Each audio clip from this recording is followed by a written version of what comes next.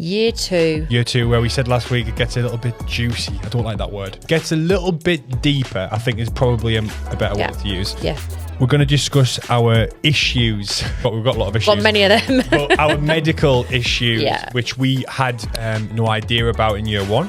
The shape of the sperm actually counts for a lot in terms of how they can get to the egg. And mine was 1%. 1% of my sperm. God, I'd forgotten it was that low. It should be at least 4% or higher. Minimum. Minimum 4. Mine was 1. So 99% literally of my sperm were, yeah, absolutely shite. If the doctor's telling me that my results are saying that everything's okay, keep trying, I'm like, all right, sweet, we'll keep trying. But you, on the other hand, were like, no way. I knew it. There's something else is up. So I'll let you tell. I felt it in my loins. There was all sorts of things that I needed to change. It felt very overwhelming. But also thinking I was taking the whole responsibility of the reason we weren't getting pregnant weighs very heavy.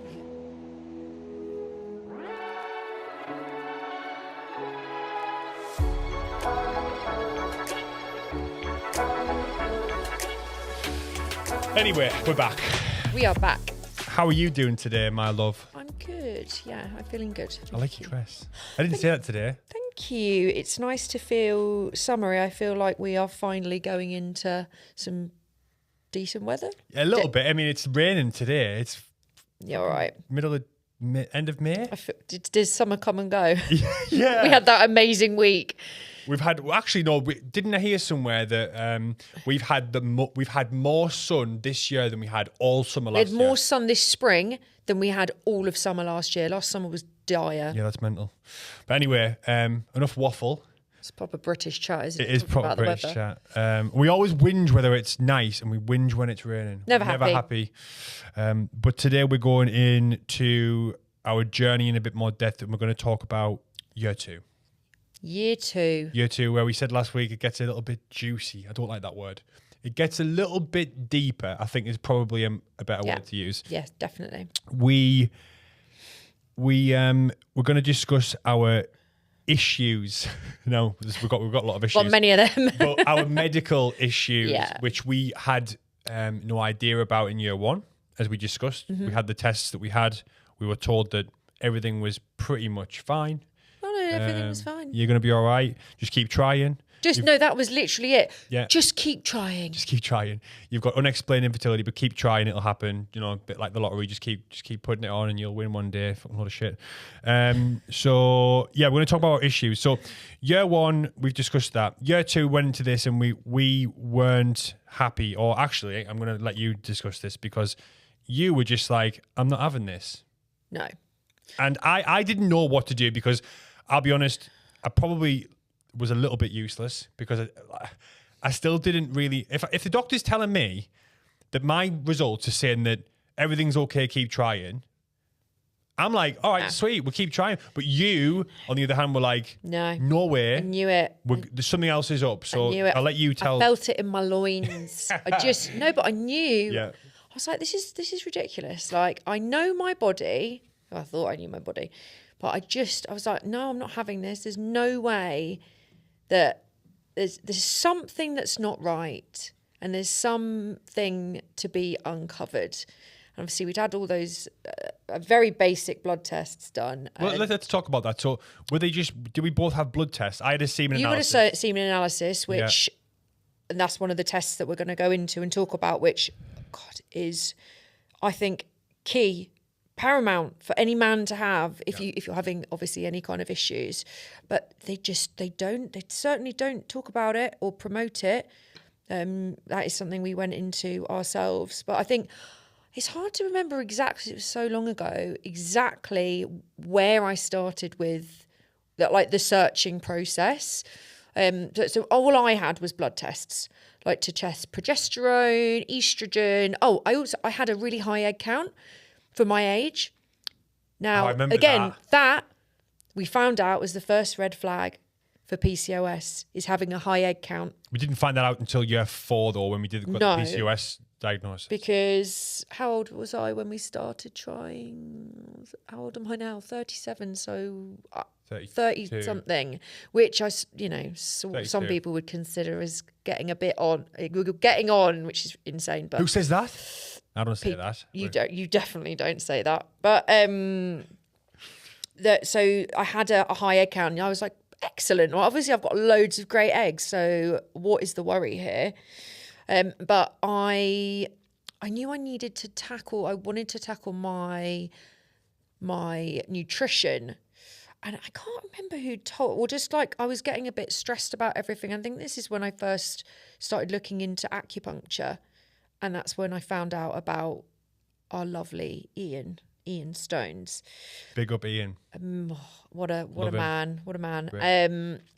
So I had this huge investigation call with him, and he uncovered quite a lot of different things that I definitely needed to tackle. And I'd started having, that was it. He'd said, I really want to recommend a test to you. Not for me, it was for you, which is a DNA fragmentation test. And that is to literally test the DNA of your sperm.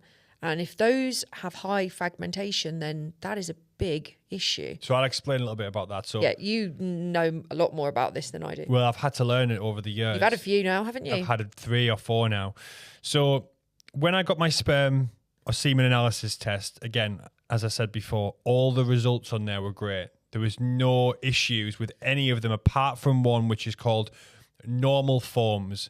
That essentially is also known as morphology, which means the form of the actual sperm themselves. So are they misshapen? Are they missing a tail? Is the head too big? Because all the shape of the sperm actually counts for a lot in terms of how they can get to the egg. Absolutely.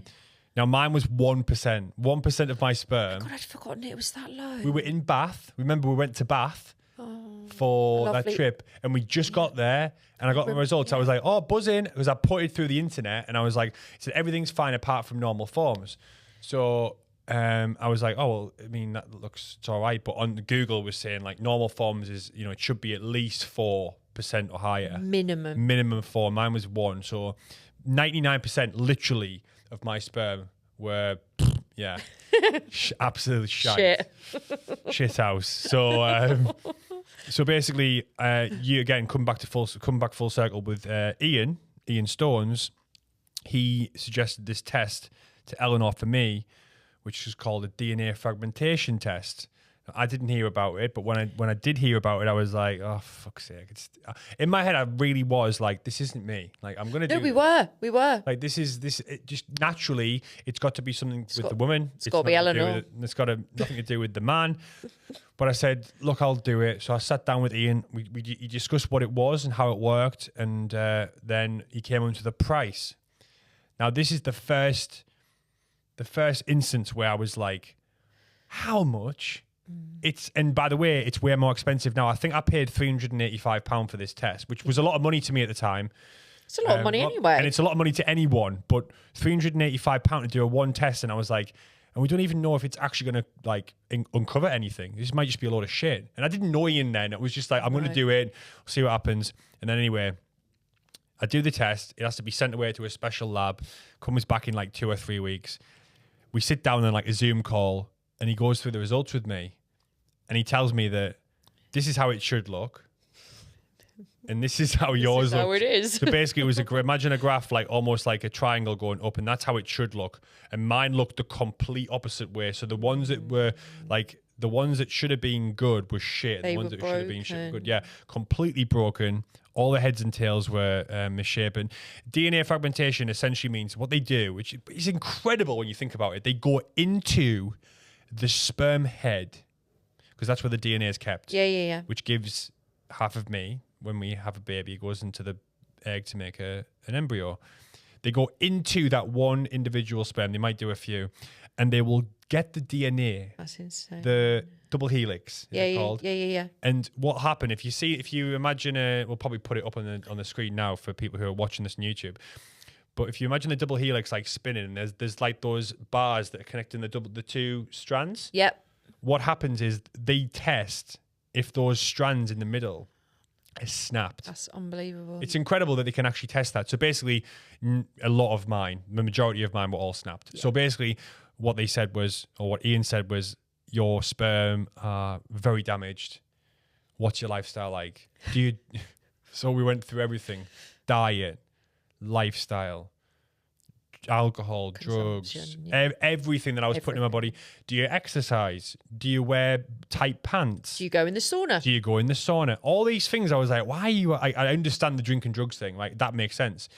But why are you asking me if I go in the sauna? Yeah. Well, little do we know. Hot showers, hot bath baths, at home. do you go in a bath? I was like, fuck, I hate baths, but I do get a bath every now and again. But I did like the sauna. Well, heat is a massive thing when it comes to, when it comes to sperm quality. If you're wearing tight pants, you're going in the sauna, you're having baths. If you're just genuinely really a hot person. Laptop on your lap. Oh, all the radiation phone and the in heat. Your pocket. Phone in pocket, laptop on laps. Just being overheated. I think you run hot. I did run hot, but you did run hot. My lifestyle was.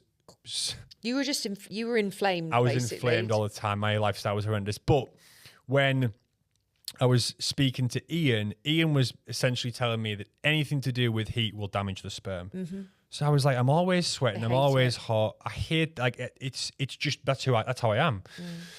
So when I came off that call, I remember being very deflated. I remember being really sad because I was like, I came off and the first thing I was like, fuck, it's me. It is me. And then we were like, right, well, it's you then. Yeah. It isn't me. The blame completely switched over to you. We kept doing that. We kept going like, I was like almost internally going, like when something would come up for you, thank fuck it's not me, but then that's also on you. Then the same happened to you. Like for that instance, it was like, it's me.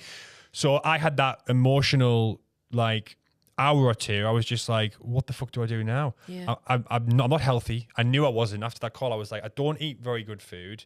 I do eat all right, but I drink alcohol. I'm still partying. You know, I'll go out and have like a bender on a weekend every now and again. And it was better because I wasn't gigging. But you weren't gymming at that point either. But I wasn't really gymming. And there was all sorts of things that I needed to change. And it felt very overwhelming.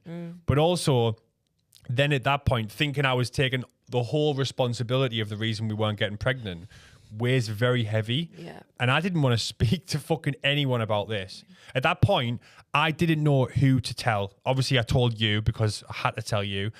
But I've never felt more alone. In that instance, in that moment, I didn't feel that I could speak to anyone. The only person I think I could speak to was Ian, which I did. Yeah, you did. But then, did Ian put me in touch with the next incredible person that year, or was it the year after? I think it might have been that year that I was supposed to the King of Balls. The King of Balls. So should I continue with this? 100%. Yeah, I'll touch on it because then there's some bits in year two that I want to speak about. I want you to mention. But after this, Ian said you need to speak to the expert in this area. He is known as, aka the King of Balls, Dr. Jonathan Ramsey. You know who you are, Mr. Ramsey. He is known as the most. I think he's like he's a urologist. He's a urologist, but he's the most sought after doctor in that area in the UK. And he even knows his shit. He knows his balls. He does. He knows his balls and he knows his sperm. But we went in to see him, and that's when shit got really real. Oh, yeah, it did. Because that was year two. And you had all those investigations. So I went in and he was like, well, tell us what's happened, show us your DNA fragmentation test. If you got a sperm analysis result, got all this information. He talked us through, he looked at all the results. He's like, right, we need to do everything. You had an ultrasound on your balls? That cost, I think we were there for the whole day. We were, yeah. We only went for lunch, came back for wait for results. I think we spent well over $1,000 that day, just that day, yeah. I got a scan on my balls, like ultrasound on my balls. I had semen analysis again. Yep. I had a fragmentation test. I think I had about 5 or 6 different things. Blood. They checked my sperm for bacteria. Yeah. Because what can happen sometimes, the microbiome in the sperm can be like acidic, or they can damage the sperm in that way. You might have an infection. And if you have an infection, you can literally be given an antibiotic and then your sperm will go back to great health. Yeah.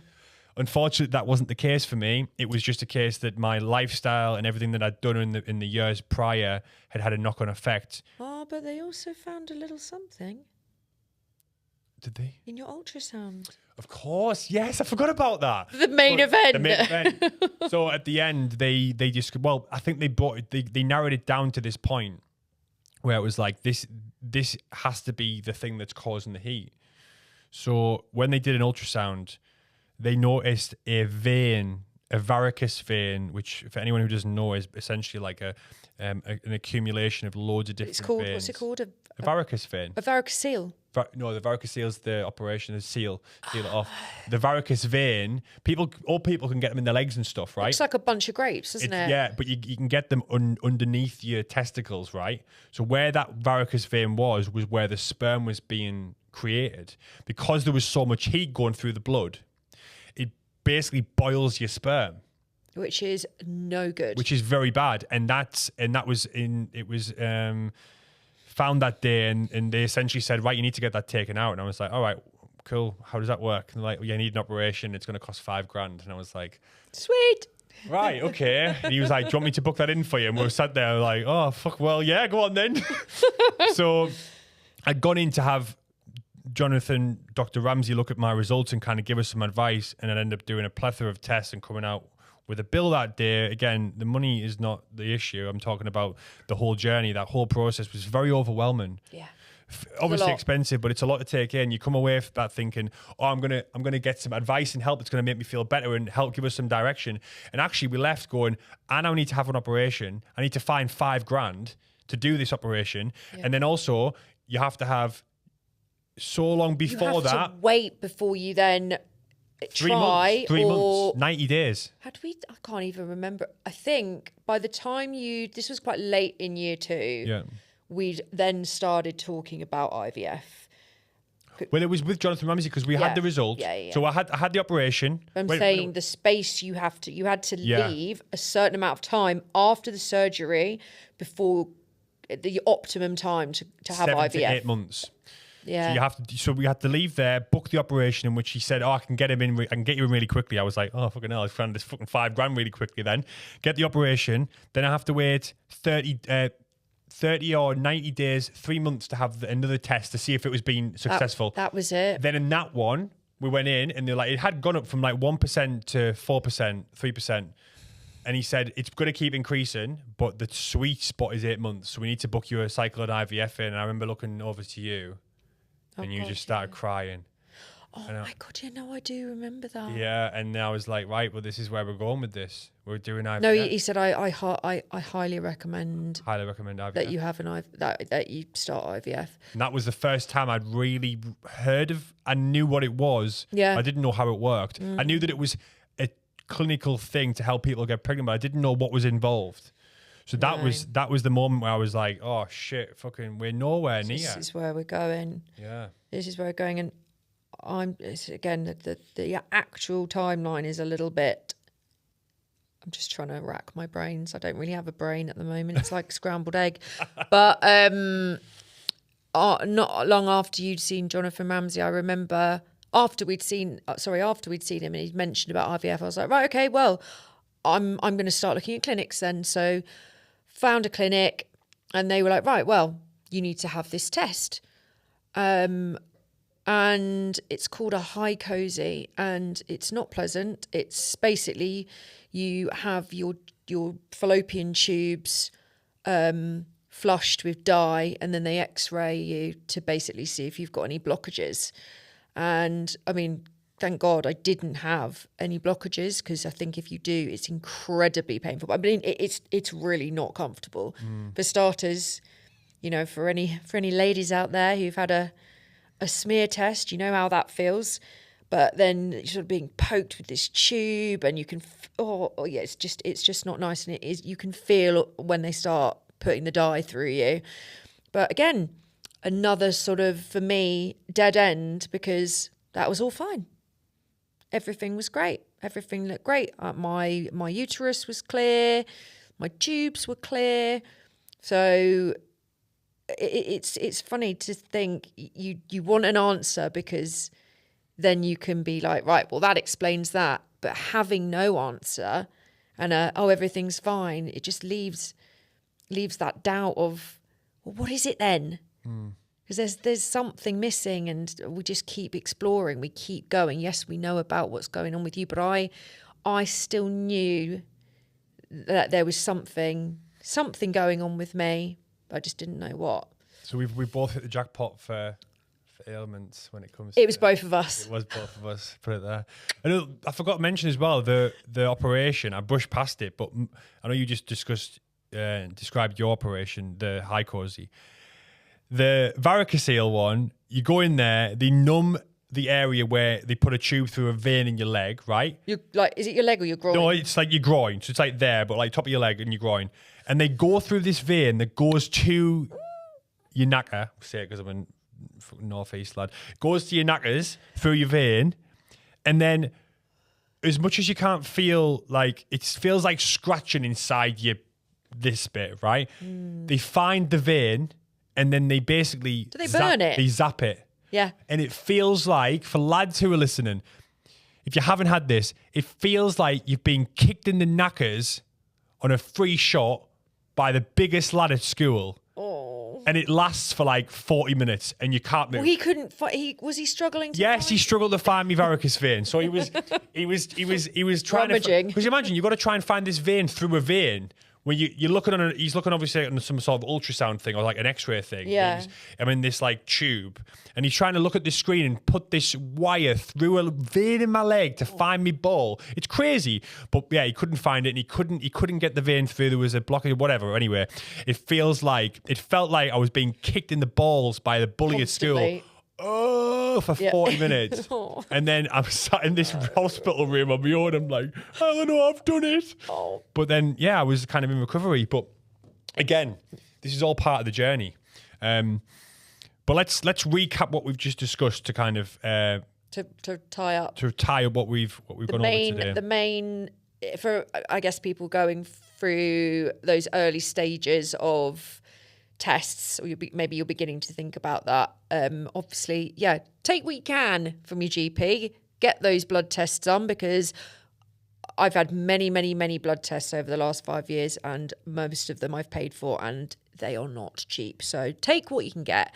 But the DNA fragmentation test, which, by the way, Ian's company, Test Him. Shout out to Test Him. Massive shout out to Test Him. Who are making it more accessible to people, because it is expensive if you get it done elsewhere.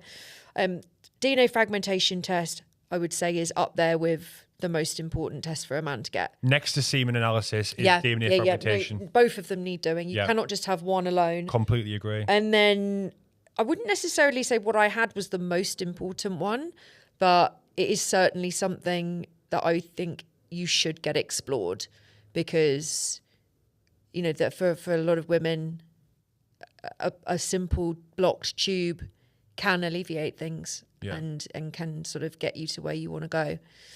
So that's a high cozy. High cozy. But again, these are all anecdotal stories from us and our journey. You take from it, like you said at the start, take from it what you will. But this is what we did, and these are the things that we've done to get to where we are. And we hope if anyone does listen to this and maybe does go and just do it, one of these tests, and they find something, that's fucking incredible. And this whole thing is worth doing from episode 3. Like, that's amazing. If we can help one person find something or even learn something from this, it's a win as far as I'm concerned. I definitely agree. So that was year 2. Have we missed anything, or? Oh, probably, but those are the main things, though.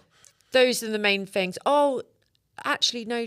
One thing I maybe wanted to touch on. I mean, this is something which does continue throughout the rest of the years, but I think going into year 2, obviously that meant more negative pregnancy tests, and I don't know whether you want to touch on it now, but the 2-week wait.